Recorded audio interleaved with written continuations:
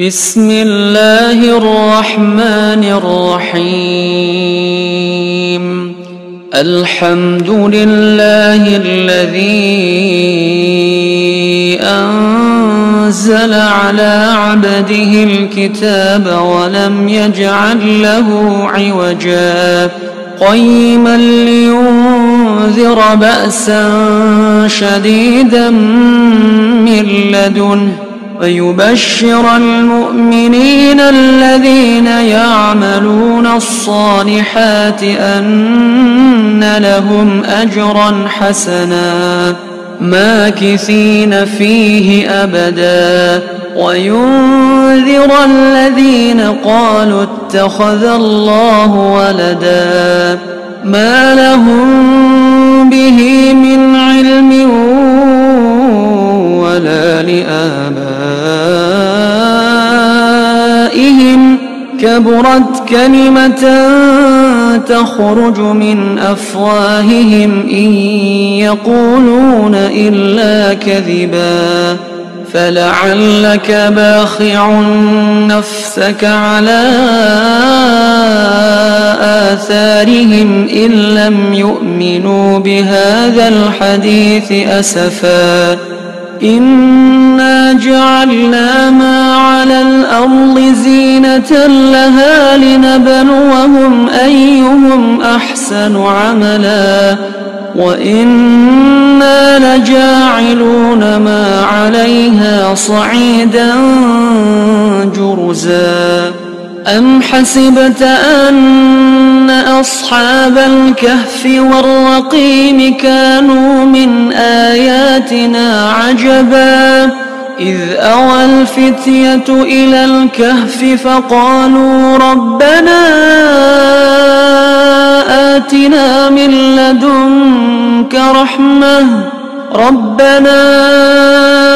آتنا من لدنك رحمة وهيئ لنا من أمرنا رشدا فضربنا على آذانهم في الكهف سنين عددا ثم بعثناهم لنعلم أي الحزبين أحصى لما لبثوا أمدا نحن نقص عليك نبأهم بالحق إنهم فتية آمنوا بربهم وزدناهم هدى وربطنا على قلوبهم إذ قاموا فقالوا ربنا رب السماوات والأرض لن ندعو من دونه إلها لقد قلنا إذا شططا هؤلاء قوم اتخذوا من دونه آلهة لولا يأتون عليهم بسلطان بين فمن أظلم ممن افترى على الله كذبا وإذ اعتزلتموهم وما يعبدون إلا الله فأووا إلى الكهف ينشر لكم ربكم من رحمته ويهيئ لكم من أمركم مرفقا وترى الشمس إذا طلعت تزاور عن كهفهم ذات اليمين وإذا غربت تقرضهم ذات الشمال وهم في فجوة منه ذلك من آيات الله من يهد الله فهو المهتد ومن يضلل فلن تجد له وليا مرشدا وتحسبهم أيقاظا وهم رقود ونقلبهم ذات اليمين وذات الشمال وكلبهم باسط ذراعيه بالوصيد لو اطلعت عليهم لوليت منهم فرارا ولملئت منهم رعبا وكذلك بعثناهم ليتساءلوا بينهم قال قائل منهم كم لبثتم قالوا لبثنا يوما أو بعض يوم قالوا ربكم أعلم بما لبثتم فابعثوا أحدكم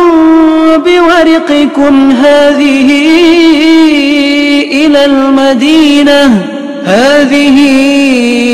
إلى المدينة فلينظر أيها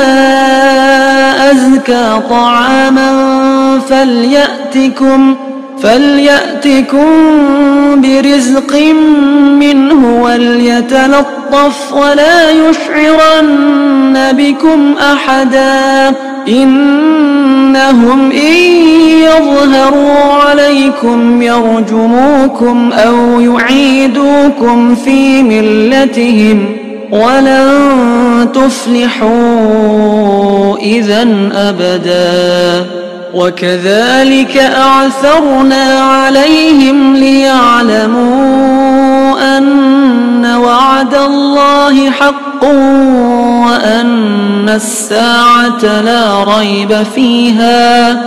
وأن الساعة لا ريب فيها إذ يتنازعون بينهم أمرهم فقالوا ابنوا عليهم بنيانا ربهم أعلم بهم قال الذين غلبوا على أمرهم لنتخذن عليهم مسجدا سيقولون ثلاثة رابعهم كلبهم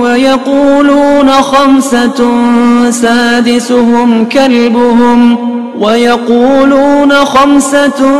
سادسهم كلبهم رجما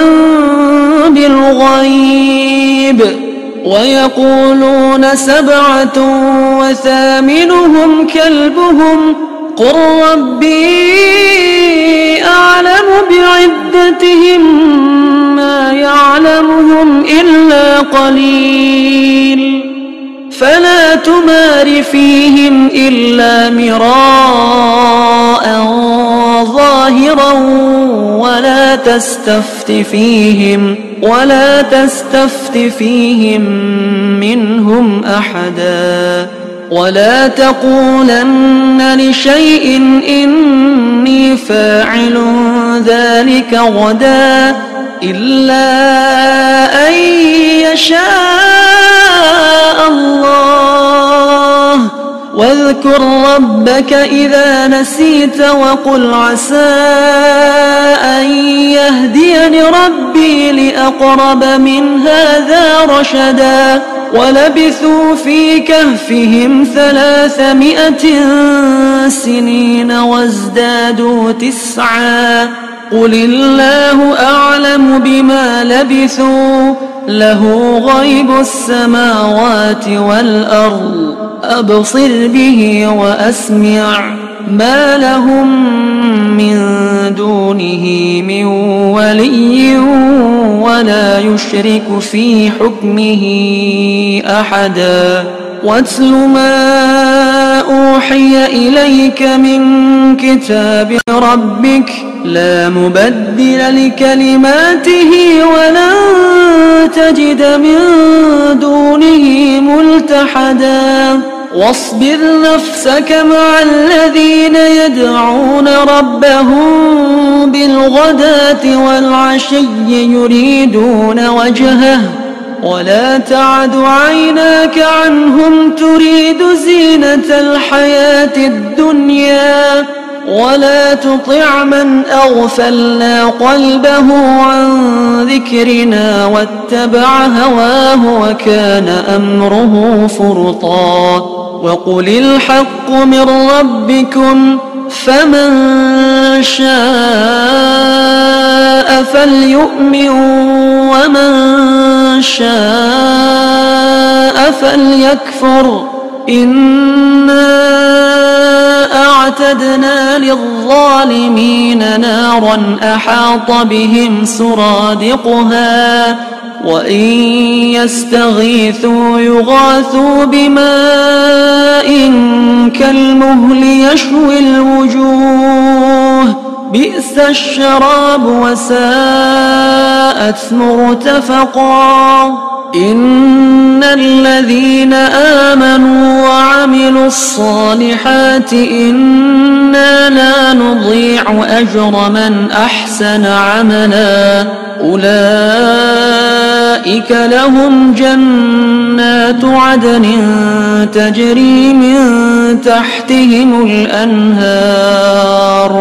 تجري من تحتهم الأنهار يحلون فيها من أساور من ذهب ويلبسون ثيابا خضرا من سندس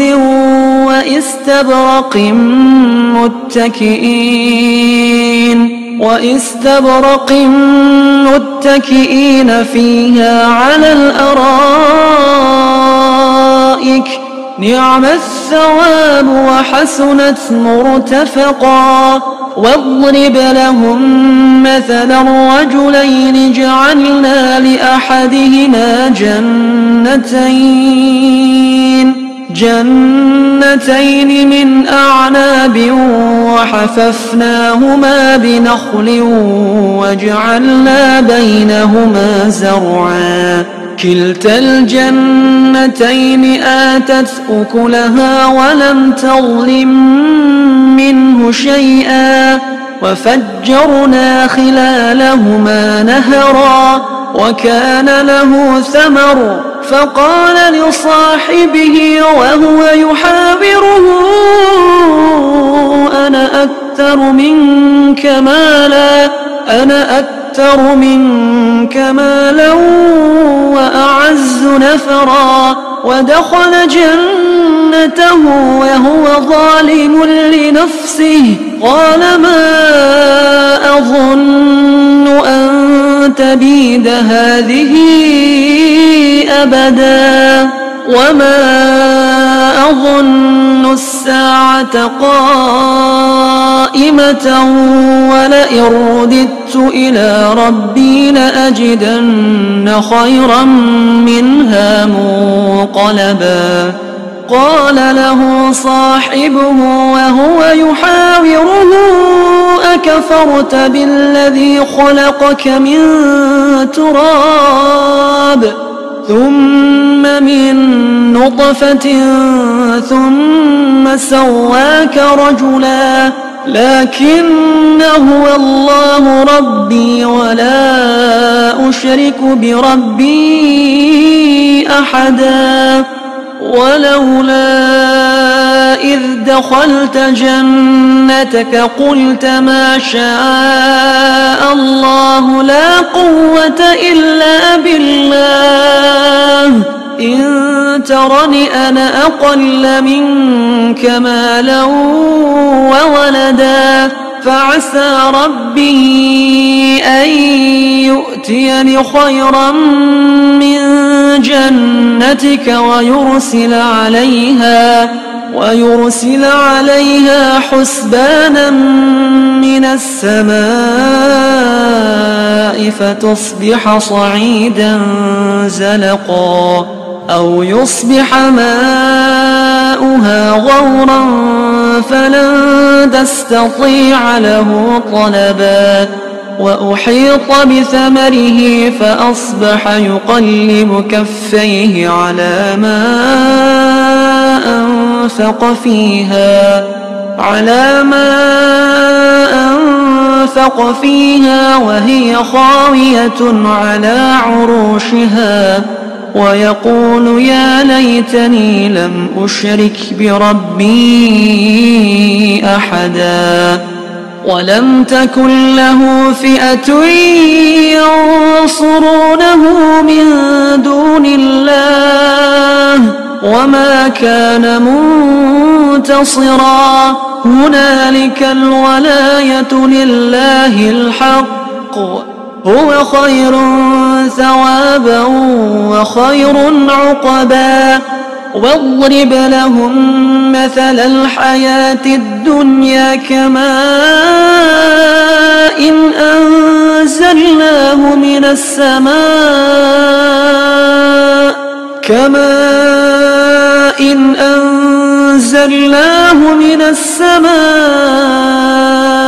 فاختلط به نبات الأرض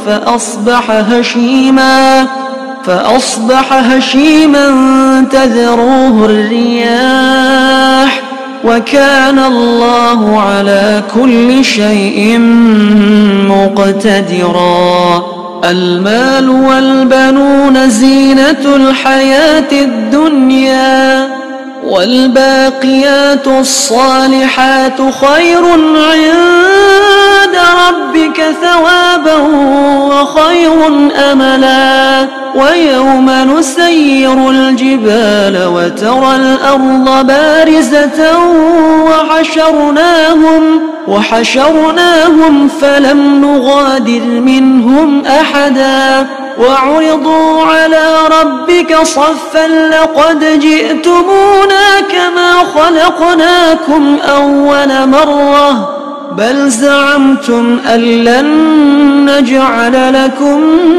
موعدا ووضع الكتاب فترى المجرمين مشفقين مما فيه ويقولون يا ويلتنا ما لهذا الكتاب لا يغادر صغيرة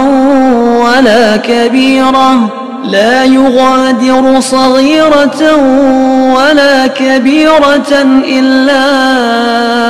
أحصاها ووجدوا ما عملوا حاضرا ولا يظلم ربك أحدا وإذ قلنا للملائكة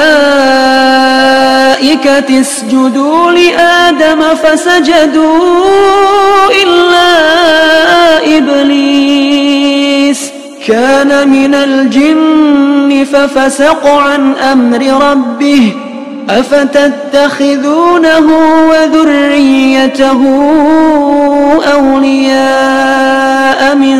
دوني وهم لكم عدو بئس للظالمين بدلا ما أشهدتهم خلق السماوات والأرض ولا خلق أنفسهم وما كنت متخذ المضلين عضدا ويوم يقول نادوا شركائي الذين زعمتم فدعوهم فلم يستجيبوا لهم وجعلنا بينهم موبقا ورأى المجرمون النار فظنوا أنهم مواقعوها ولم يجدوا عنها مصرفا ولقد صرفنا في هذا القرآن للناس من كل مثل وكان الإنسان أكثر شيء جدلا وما منع الناس أن يؤمنوا إذ جاءهم الهدى ويستغفروا ربهم إلا أن تأتيهم سنة الأولين تأتيهم سنة الأولين أو يأتيهم العذاب قبلا وما نرسل المرسلين إلا مبشرين ومنذرين ويجادل الذين كفروا بالباطل ليدحضوا به الحق واتخذوا آياتي وما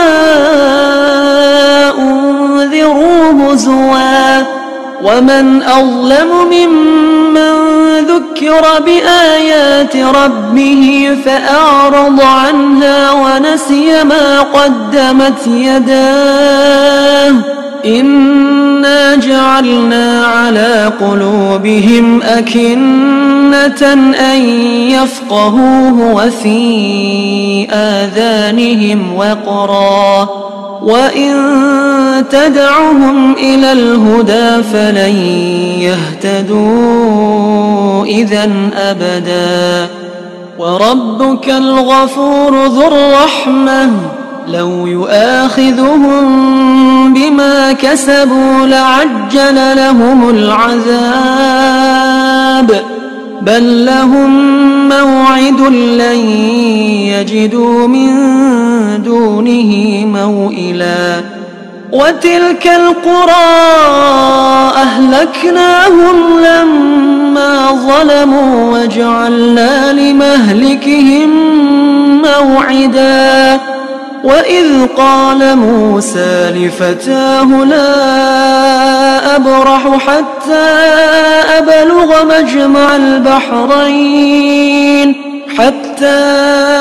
أبلغ مجمع البحرين أو أمضي حقبا فلما بلغ مجمع بينهما نسيا حوتهما فاتخذ سبيله في البحر سربا فلما جاوزا قال لفتاه آتنا غداءنا لقد لقينا من سفرنا هذا نصبا قال أرأيت إذ أوينا إلى الصخرة فإني نسيت الحوت وما أنسانيه إلا الشيطان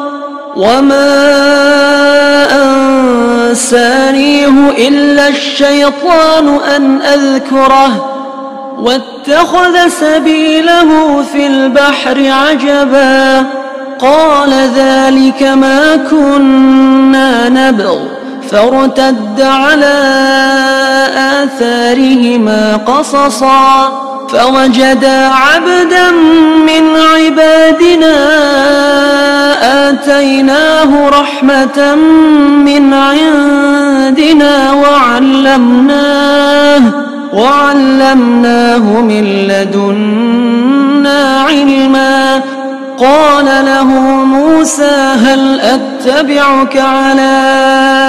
أن تعلمني مما علمت رشدا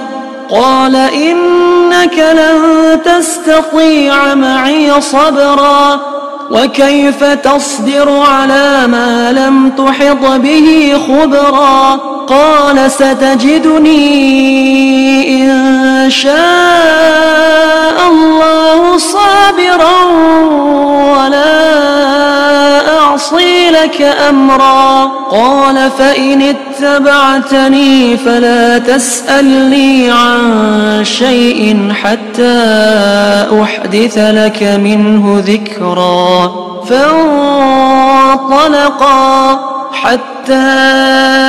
إذا ركبا في السفينة خرقها قال أخرقتها لتغرق أهلها لقد جئت شيئا إمرا قال ألم أقل إنك لن تستطيع معي صبرا قال لا تؤاخذني بما نسيت ولا ترهقني من أمري عسرا فانطلقا حتى إذا لقيا غلاما فقتله قال أقتلت نفسا قال أقتلت نفسا زكية بغير نفس لقد جئت شيئا نكرا قال ألم أقل لك إنك لن تستطيع معي صبرا قال إن سألتك عن شيء بعدها فلا تصاحبني قد بلغت من لدني عذرا فانطلقا حتى إذا أتيا أهل قرية استطعما أهلها فأبوا أن يضيفوهما فوجدا فيها جدارا يريد أن ينقض فأقامه قال لو شئت لاتخذت عليه أجرا قال هذا فراق بيني وبينك سأنبئك بتأويل ما لم تستطع عليه صبرا أما السفينة فكانت لمساكين يعملون في البحر فأردت أن أعيبها وكان وراءهم ملك يأخذ كل سفينة غصبا وأما الغلام فكان أبواه مؤمنين فخشينا أن يرهقهما طغيانا وكفرا فأردنا أن يبدلهما ربهما خيرا منه زكاة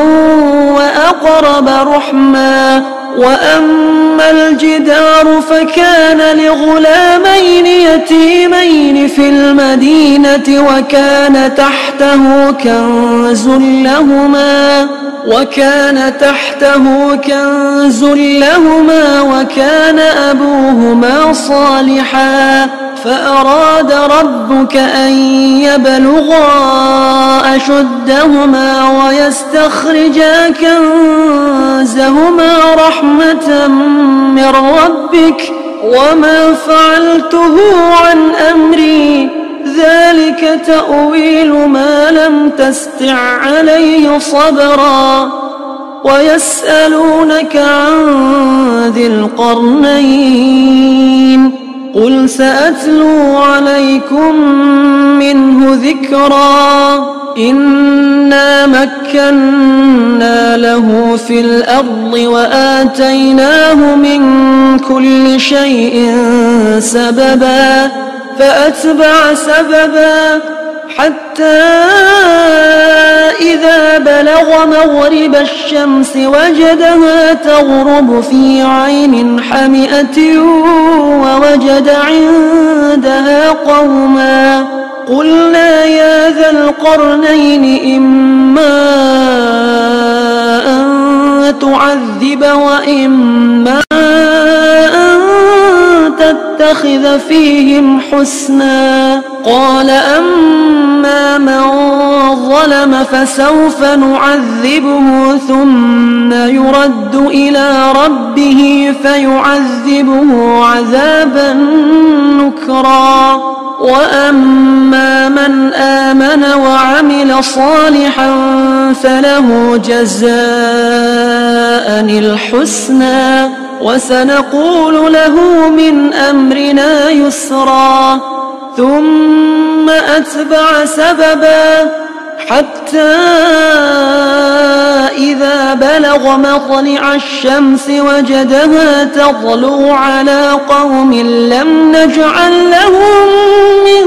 دونها سترا كذلك وقد أحطنا بما لديه خبرا ثم أتبع سببا حتى إذا بلغ بين السدين وجد من دونهما قوما لا يكادون يفقهون قولا قالوا يا ذا القرنين إن يأجوج ومأجوج مفسدون في الأرض فهل نجعل لك خرجا على أن تجعل بيننا وبينهم سدا قال ما مكني فيه ربي خير فأعينوني بقوة أجعل بينكم وبينهم ردما آتوني زبر الحديد حتى إذا ساوى بين الصدفين قال انفخوا حتى إذا جعله نارا قال آتوني أفرغ عليه قطرا فما استطاعوا أن يظهروه وما استطاعوا له نقبا قال هذا رحمة من ربي فإذا جاء وعد ربي جعله دكا وكان وعد ربي حقا وتركنا بعضهم يومئذ يموج في بعض ونفخ في الصور فجمعناهم جمعا وعرضنا جهنم يومئذ للكافرين عرضا الذين كانت أعينهم في غطاء عن ذكري وكانوا لا يستطيعون سمعا أفحسب الذين كفروا أن يتخذوا عبادي من دوني أولياء إنا أعتدنا جهنم للكافرين نزلا قل هل ننبئكم بالأخسرين أعمالا الذين ضل سعيهم في الحياة الدنيا وهم يحسبون أنهم يحسنون صنعا أولئك الذين كفروا بآيات ربهم ولقائه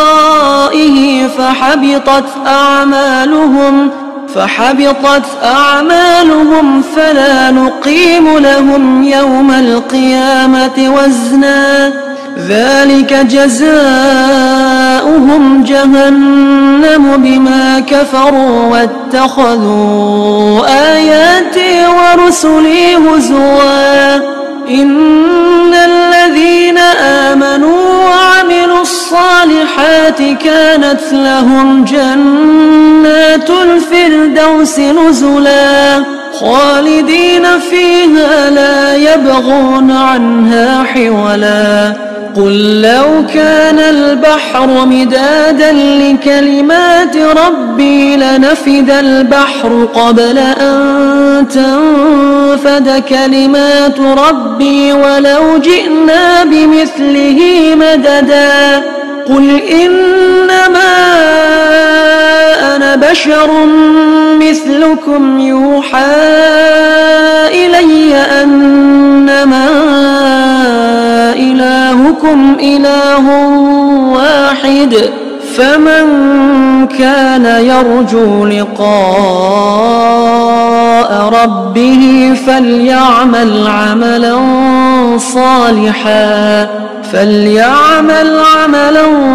صالحا ولا يشرك بعبادة ربه أحدا.